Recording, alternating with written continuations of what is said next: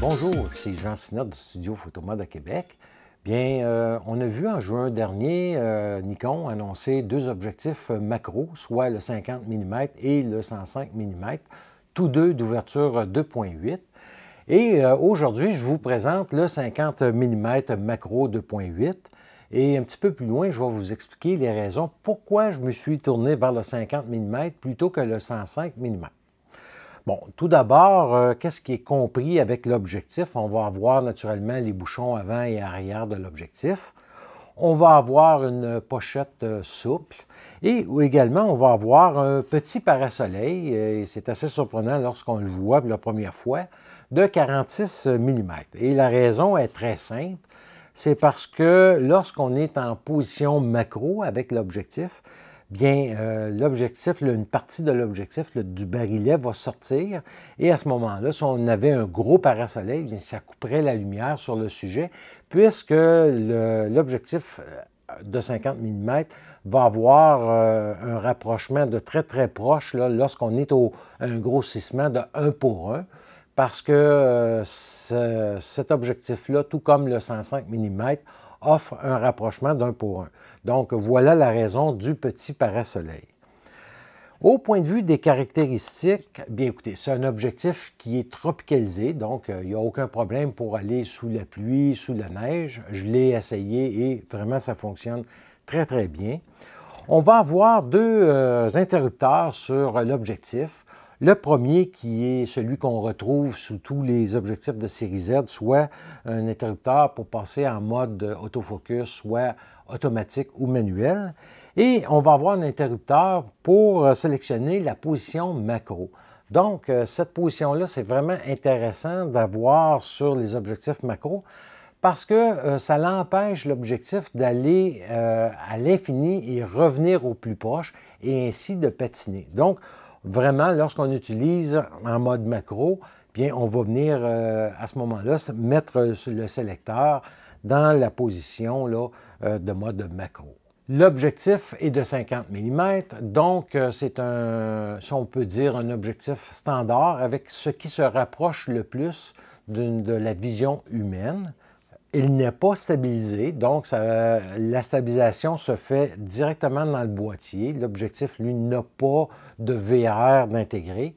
Mais je vous dirais, et je vais vous montrer un petit peu plus loin des tests que j'ai faits, écoutez, j'ai descendu à des très basses vitesses avec la stabilisation du boîtier et c'est parfaitement net. Donc, malgré qu'il n'a pas de VR, la stabilisation dans le boîtier lui fait vraiment un bon travail.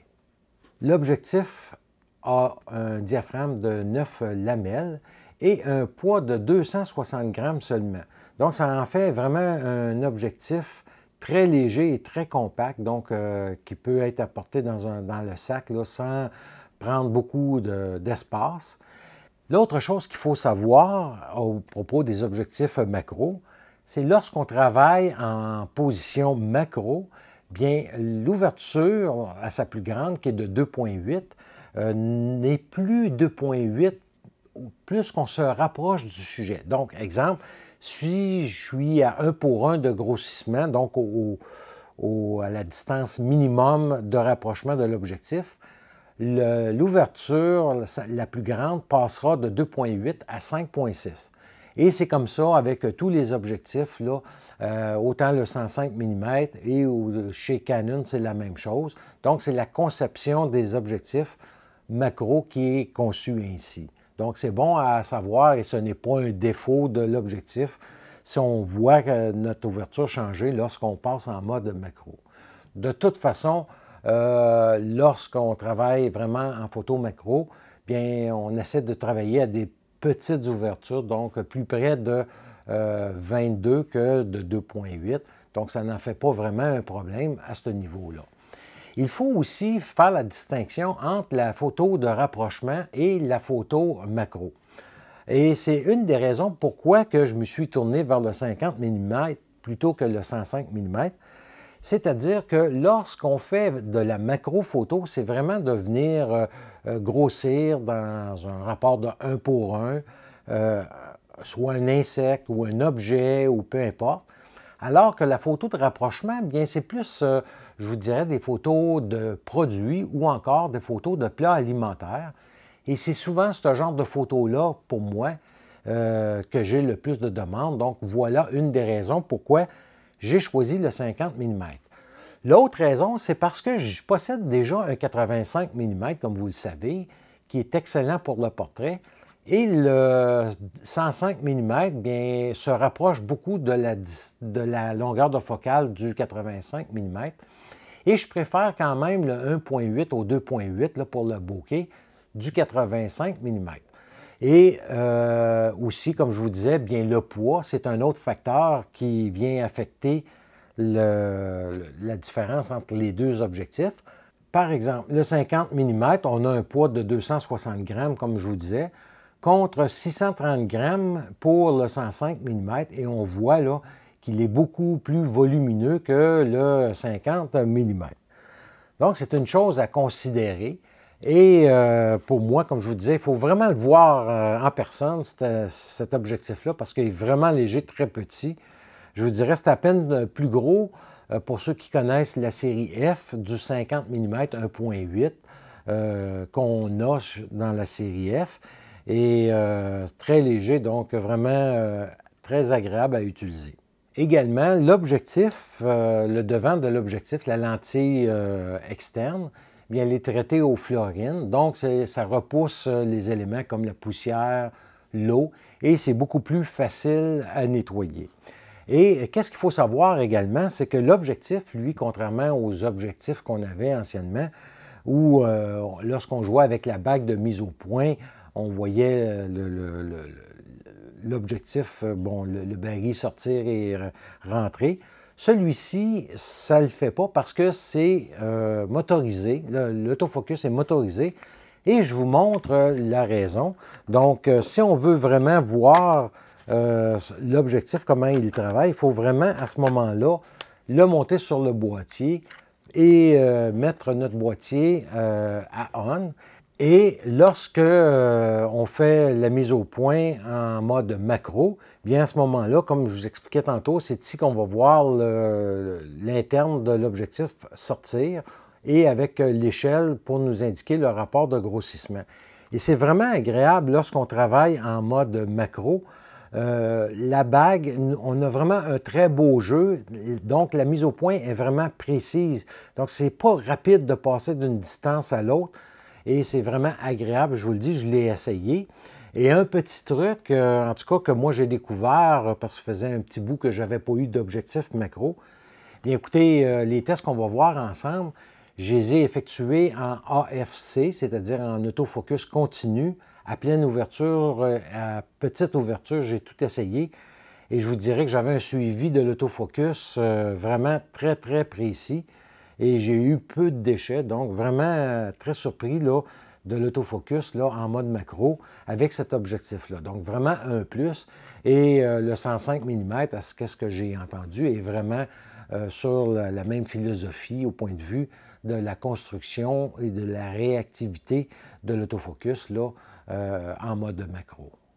Et l'autre caractéristique vraiment intéressante, comme tous les objectifs chez Nikon de la série Z, bien la bague de mise au point peut être programmée via le boîtier à diverses options, comme par exemple, lorsque je suis allé faire de la photo en lumière ambiante, bien personnellement, j'aime bien assigner les ISO à cette bague-là, et ça me permet, lorsque je travaille souvent et en contre-jour, bien de venir chercher la meilleure exposition sur le visage du sujet. Donc, vraiment un plus. Et comme vous voyez à l'écran, bien, on le fait directement à partir du boîtier. Et on peut mettre ce raccourci-là dans le menu personnalisé là, pour le retracer un peu plus rapidement. Et finalement, on peut se procurer l'adaptateur ES2 qui se monte sur l'objectif qui est conçu pour venir photographier nos vieux négatifs, nos vieilles diapositives. Et moi, j'en ai pas mal de boîtes de ça et je compte bien essayer de mettre la main sur cet accessoire-là pour tester et de prendre mes vieux négatifs, dont certains, là, je tiens à cœur particulièrement, qui remontent jusque dans les années 70. Et vraiment, là, je pourrais vous faire un retour sur l'utilisation et les résultats avec cet accessoire-là. Parlant de 50 mm, bien écoutez, avant de passer à la démonstration des tests, bien, je peux vous dire que j'ai redécouvert cette longueur de focale-là que j'avais délaissée depuis quelques années. Et dans mes tests, je suis vraiment parti uniquement avec mon 50 mm pour me forcer à l'utiliser. Et vraiment, c'est un peu comme me retrouver à mes débuts dans la fin des années 70, lorsque j'ai débuté la photo. Bien, tous les appareils avaient un objectif standard de 50 ou 55 mm qui était fourni et on devait faire avec. Et sont arrivés plus tard là, les zooms de bonne qualité ainsi que les téléobjectifs qui coûtaient quand même assez cher à cette époque-là. Donc, j'ai vraiment adoré de redécouvrir le 50 mm là, comme longueur de focale. Et je vous dirais que même s'il est destiné principalement à la macro photo, bien, je peux vous dire qu'au point de vue portrait, j'aurais absolument aucune crainte de faire des sessions de portrait entièrement avec cet objectif-là. Et d'ailleurs, bien, on va passer aux tests et mes tests vont se dérouler en 3 parties. Une première partie de jour. Je suis allé avec Marie-Claude et nous sommes allés dans un boisier et j'ai travaillé vraiment avec la lumière ambiante et j'ai aussi apporté un Godox AD300 Pro que j'ai combiné avec le 50 mm. On va voir les résultats. Par la suite, on est allé en soirée dans le Vieux-Québec et on a travaillé en lumière ambiante, encore là seulement avec le 50 mm. Ce fois-là, aucun flash. Et écoutez, je suis vraiment surpris des résultats obtenus. Même avec les lampadaires de rue, j'ai eu à aucun temps, j'ai eu des images fantômes ou du flair causé dans l'objectif. Vraiment, là, je suis vraiment épaté par les performances de l'objectif. Et finalement, un dernier test où je vais mettre en pratique le mode macro. Donc, on regarde ça ensemble et on revient pour la conclusion. Maintenant, on va voir ensemble les tests pratiques. Tout d'abord, j'attends Marie-Claude qui est à veille d'arriver d'une minute à l'autre. J'ai pris de l'avance parce qu'on est dans le haut du parc de la Gentillane au lac Beauport. Et c'est assez abrupt, donc il a fallu que je transporte tout mon matériel ainsi que les contrepoids là, pour ma lumière que je vais essayer avec le 50 mm. Donc, on va regarder ça un petit peu ensemble et aussi les résultats obtenus.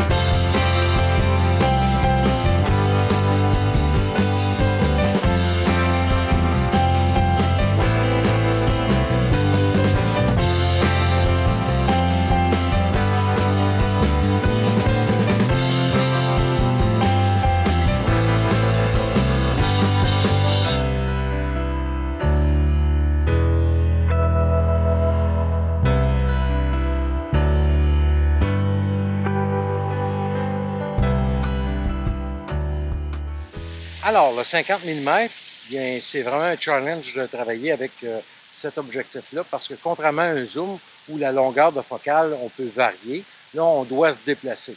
Donc, on va voir ici, là, on a le château Frontenac en arrière, on va se promener dans les rues, on va faire un paquet de photos aussi dans un stationnement. On a ici, comme vous voyez, des jeux d'eau.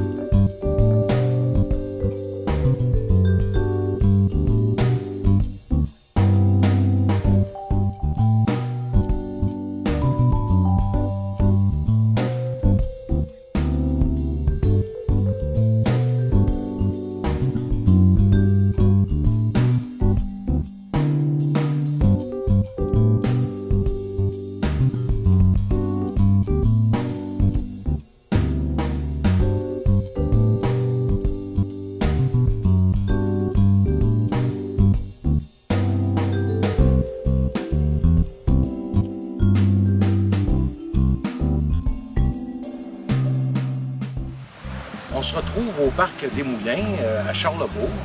Donc, je vais faire des tests en macro avec le 50 mm toujours. Ici, on a vraiment plein de belles fleurs, des plantes. On a même quelques canards. Donc, on va voir ça ensemble.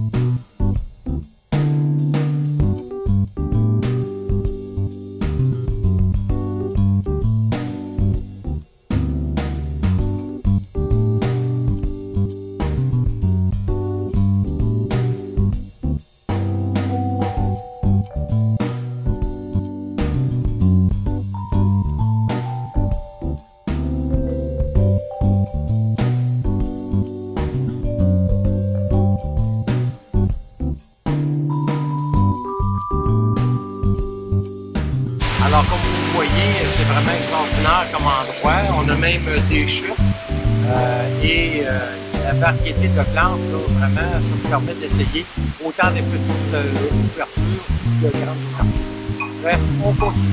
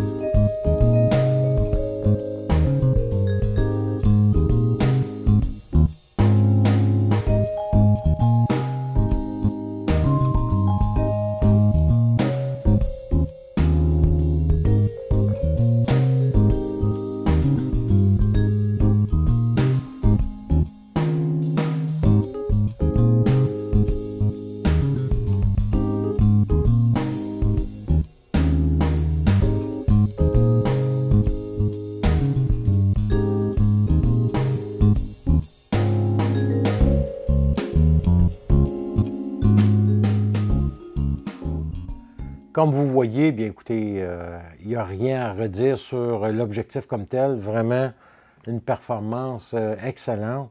Moi, je suis très heureux de cette acquisition-là. Comme je vous dis, je laisse ça dans le fond de mon sac tellement qu'il ne prend pas de place et ne pèse rien. C'est toujours un plus de l'avoir sous la main. Le limitateur de distance, c'est fabuleux pour la macro. Je vous dirais que le seul point négatif de l'objectif est son prix, qu'on va avoir à 880 $ contre 1350 $ pour le 105 mm. Donc, quelqu'un qui n'a pas de 85 mm, qui cherche un objectif pour faire autant de portraits que de macro, ou encore de la photo macro d'insectes avec un plus grand recul, bien à ce moment-là, le 105 mm s'avère un choix plus judicieux. Par contre, si, comme moi, vous avez déjà un 85 mm et que vous faites de la photo plus de produits, de la photo plus de rapprochement, malgré qu'il fonctionne très bien en mode macro, bien le 50 mm est vraiment un très bon choix. Donc, ça devient vraiment une question de besoin. Et si parfois on a des questionnements, bien, je vous invite à contacter L'Art Photo. C'est là où que je me procure tout mon équipement photo au Québec. Et je peux vous dire, bon, lorsqu'on a des interrogations, bien, le personnel est là, ils peuvent nous renseigner. S'ils ne connaissent pas la réponse, ils vont aller la chercher. Faites-vous-en pas, mais je peux vous dire que moi, j'ai eu les réponses à chaque fois à mes questionnements que je pouvais avoir. Et leur livraison suite à une commande par Internet ou par courriel, écoutez, 2 jours, vous recevez votre commande. Donc, vraiment, chapeau à L'Art Photo. Et je vous le dis, ça vaut le détour. Si vous passez à Saint-Jean-sur-Richelieu, allez les rencontrer, allez voir Yves ou Julie. Et je vous le dis, ça en vaut le détour. Ils sont vraiment sympathiques. Donc, voilà pour le 50 mm de série Z macro 2.8 de Nikon. Si vous avez des questions, vous pouvez me les laisser ici ou encore en me rejoignant sur la page Facebook. Et mes prochaines capsules qui suivront, je vais vous présenter mes dernières acquisitions Godox, soit comme on voit en arrière ici, la boîte à déploiement rapide de 90 cm, la QRP90. Et également, j'ai 2 parapluies paraboliques, soit un blanc intérieur et un intérieur argent, que je vais faire des tests et qu'on va pouvoir voir ensemble là, les différences dans l'application de ces différents modificateurs de lumière-là. Donc, des belles choses à venir. Et d'ici la prochaine capsule, bien, je vous souhaite des bonnes photos. C'est l'été, profitez-en et on se retrouve très bientôt.